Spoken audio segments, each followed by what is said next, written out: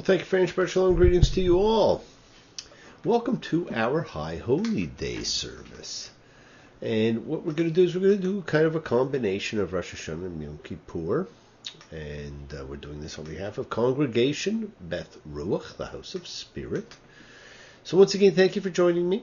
And as usual, there are no tickets, hopefully no boredom, and no when is this going to be over. Now, if you want to enjoy your regular multi-hour, don't know what's happening or why High Holiday service, then I am sorry to disappoint you. Listen, when it comes to this year's or any other year's Days of Awe and its invitation to observe introspection, keep in mind you do not have to go big or go home. Observe it in your own way. You actually have 10 days. And during this time, you can go to a service. You can host a service, you can take a walk, or maybe just sit and contemplate. Please make an effort to carve out some sacred time for yourself. That is all that is required. Now, if you cannot go to a service, or you choose not to go, or do not go because you do not understand what is happening or feel comfortable, or you do go and still do not understand what transpired, remember, your prayers and your observance are individual, and they're based on your covenant, your intention. God isn't timing you. He doesn't care how long or short a time you take for your service and observation.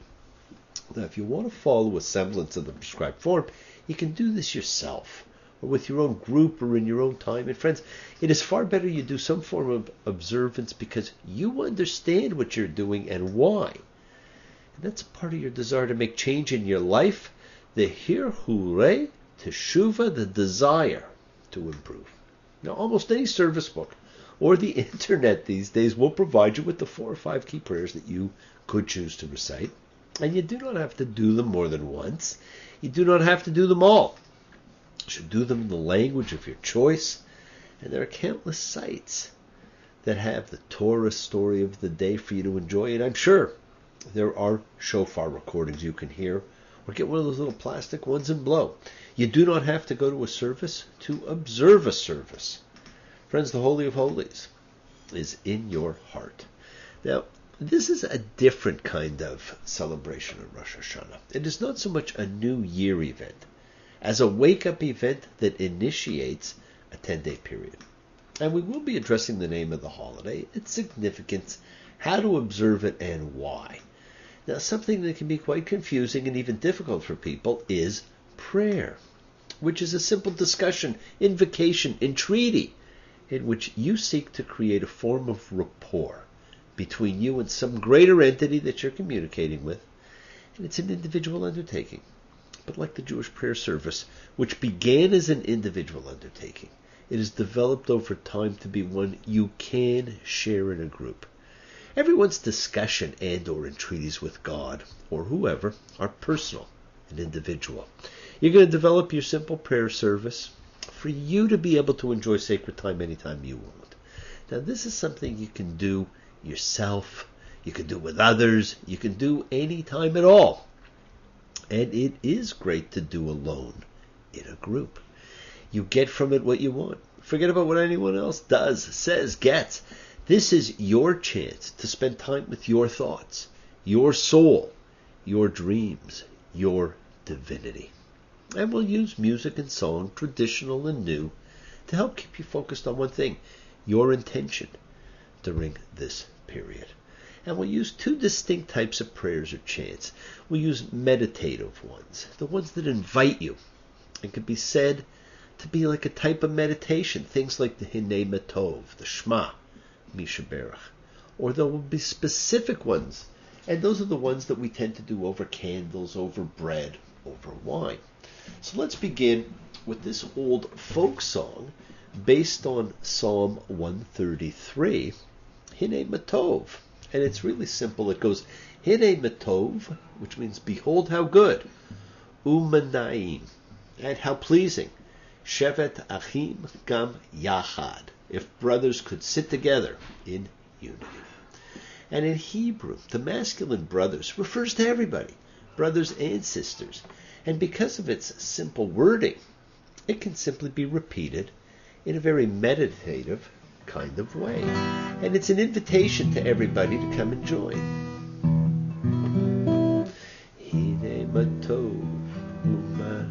ובעיניים, שבת אחים גם יחד, הנה מה טוב ובנעים, שבת אחים גם יחד. How good and how pleasant it is for brothers and sisters together.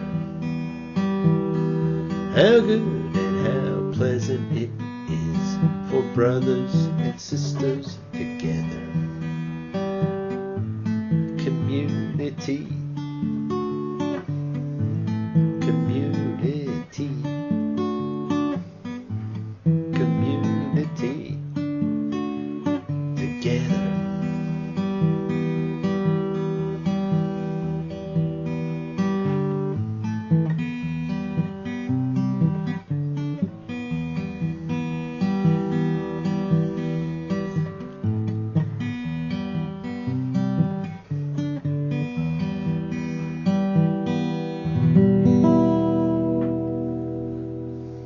Now, what a great inviting chanting song that is, most often used to initiate the coming together for the Sabbath.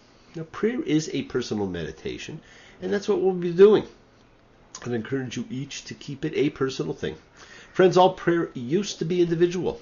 There were 3 prayer services during the average day, one associated with each of the patriarchs. And not because we know any of this to be true, but because that is what developed. And for everything that develops, you need a reason. And over time, these became the accepted reasons. Well, Abraham prayed in the morning. Shacharit, morning light. Isaac prayed in the afternoon. Mincha, named for the flower offering, accompanying afternoon prayers at the Jerusalem temple. Jacob, they say, prayed in the evening. Mariv, from nightfall. Now, do we know any of these things to be true? Of course not. But that's why we have 3 prayer services. And during certain festivals, additional prayer services would be added. And today, the conservative and Orthodox branches of Judaism have Musaf prayers, which means additional, and they're held on Shabbat and on certain other days, such as during the High Holydays. And on Yom Kippur, there's a 5th service, Ne'ilah, which means closing. Now, the similarities are striking. Do you need to do them all? It's a choice. I would never tell you not to, but only you know if you get any more by doing more or sitting there longer. Now, we know from the great scholar Maimonides, the Rambam, Rabbeinu Moshe ben Maimon, our Rabbi Moses, son of Maimon, that until the Babylonian exile, all Jews composed their own prayers. There was no prayer book. Now, you've heard me say it many times, prayer and prayer services developed based on kavanot, your intention. Friends, make your individual worship based on your intention alone. And that's what we're going to do to celebrate these special holy days. Now, one of a very few that are actually called for in the Bible. And before we begin, I'd like to borrow from another ritual, as I see it as being one that invokes the essence of what we really like to do when we come together in spiritual observance and bring our intention to what we hold sacred. Now, I will not dwell on it, but if you're ever confused about the multitude of laws you are supposed to follow, after all, there are reported 613 commandments, 248 positive, that is things to observe, representing the bones and organs of the body, and 365 negative, that is acts to abstain from, representing the days in the solar year. The 10 utterings or 10 commandments supersede all others. So if you have one of the 10 and something else, you do the one of the 10. And out of the 10, the one that's considered the most important, and they're all pretty good, but the one we are told to observe more than anything else is the 4th. Remember the Sabbath day to sanctify it. Now, why is another story? And remember, the word Sabbath translates as ceasing. And through interpretation, we have decided what it means. And it certainly means different things to different people. But the word itself simply means ceasing. Now, as the Sabbath or ceasing ends, there's a ritual that marks the separation of the holy time of Sabbath with the beginning of the regular week, and it's called Havdalah, which means separation. Now, the thing I love the most about it is it's an invocation of our senses. And prayers in your personal observation should be sensual experiences, encompassing your whole being. So I like to borrow from the Havdalah service to initiate our time to mark High Holy Days, which, as we know, Rosh Hashanah means beginning or head of the year. So let's invoke our senses and thus be fully present in the moment. It is an awakening of spirit. So join me now in engaging your senses, and we'll work through them. Starting with vision. Light a candle. Flame reminds us that within each of us lives the divine fire that can illuminate the darkest of places. May this light enable you to see the work that needs to be done and the awesome majesty of creation. And while the normal candle lighting ritual is done only by women, I believe everyone should light a candle to bring light into their lives. So if you want, put it on pause now for a minute and go get your candle and get some wine and get some water and join us in doing the rituals. Baruch atah Adonai, Eloheinu melech haolam, asher kitshanu b'mitzvotav v'tzivanu lahadlik ner shel Yom Tov. Blessed are you, source of life, who makes us holy with commandments and instructs us to kindle the festive lights of this good day. Well, after our vision, we move on to taste. There are two essentials to taste, the two things we require for sustenance, food and drink. We raise our cup, thankful for the partnership we have with creation. May the fruits of the earth nourish each of us and sustain us throughout our journey. Baruch atah Adonai, Eloheinu melech haolam, borei pri hagafen. Blessed are you, source of life, who creates the fruit of the vine. Now we also, in initiating the eating of the family meal, say a blessing over the bread, la challah. It can be cut, it can be ripped, it can be eaten with salt or without, but it too goes back to the beginning of acknowledgement to God for what we have. Baruch atah Adonai, Eloheinu melech haolam, chamotzi lechem min haaretz. Blessed are you, Lord God, ruler of the universe, who brings forth bread from the earth. We see things, we taste things, and less noticed, but just as important, we smell things. Some pleasant, some not so pleasant. The sense of smell, invisible. The sense of smell comes to us through the air. We breathe in the fragrances of life and we awaken. And in our breath, we sound the name of the Creator, awakening us to the creative force that gives breath, spirit, ruach, to all life. May the breath of the universe arouse each of us to strength and passion. Baruch atah Adonai, Eloheinu melech haolam, borei minei b'samim. Blessed are you, beloved one, who creates varieties of fragrances. And of course, in lifting things to our mouths, we need to hold, to touch. And we think of touch through our hands, holding a beloved, comforting a friend, planting a garden, wrapping ourselves in the talit, the cloth and traditions of our ancestors. May we all always know the love and safety we can find wrapped within our own rich traditions. Baruch atah Adonai, Eloheinu melech haolam, asher kitshanu b'mitzvotav v'tzivanu el mitzvat tzitzit. Blessed are you, source of life, who commands us to wrap ourselves in the radiance of creation. And one of the great things we do, my friends, in so many of our celebrations is to perform acts of purity. And we do so by feeling water wash over us and cleanse us of our day-to-day being. It is a spiritual experience, and it removes any evil spirits from our auras and helps sanctify us for holy time. Baruch atah Adonai, Eloheinu melech haolam, asher kitshanu b'mitzvotav v'tzivanu el netilat yadeim. Blessed are you, source of life, who governs all there is, who sanctified us and commanded us to wash our hands. Now the fifth and last of our regular senses relates to our auditory ability to sound. There is a rhythm to the day, to the week, to the year, to life itself, and to all creation. Whether we know the words or just hum along, we can always feel the music. May we all continue to hear and to dance to our own beat. May the source of life and all that there is be a blessing to you. And friends, in many ways, Rosh Hashanah is more of a listening holy day than a seeing holy day. It was about hearing the sound of the shofar, more so than seeing the temple. The sound of the shofar was a very special sound used to announce special events, such as new moons, jubilee years, and the first day of the 7th month.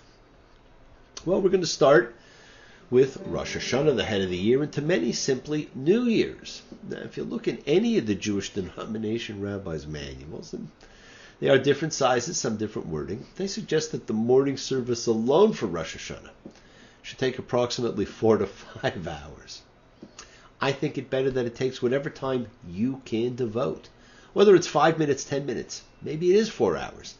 But make it be with intention and understanding of how you can change your life from this day forward.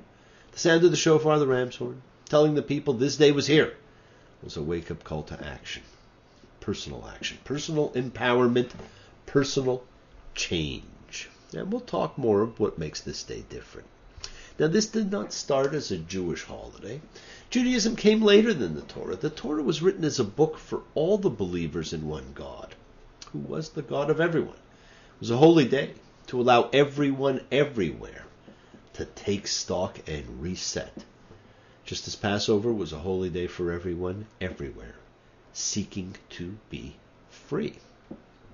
Well, there's traditional prayers that are said, and all services start with and include a prayer called the Barhu, which is a call to prayer. And this is the most common prayer heard at every service, and we'll begin by doing our call to prayer. Baruch et Adonai Hamevorach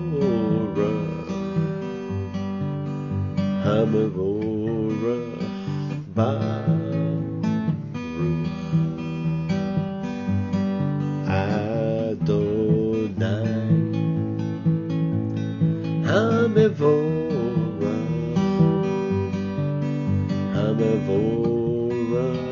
Le'olam Va'ed. Blessed is God who is blessed. Blessed is God who is blessed now and forever. It tells you something is beginning. Whether it's regular service or the reading of the Torah, it is about initiation of your private time with God, time for personal contemplation, and group goodwill. And we'll just take a quick break there, my friends.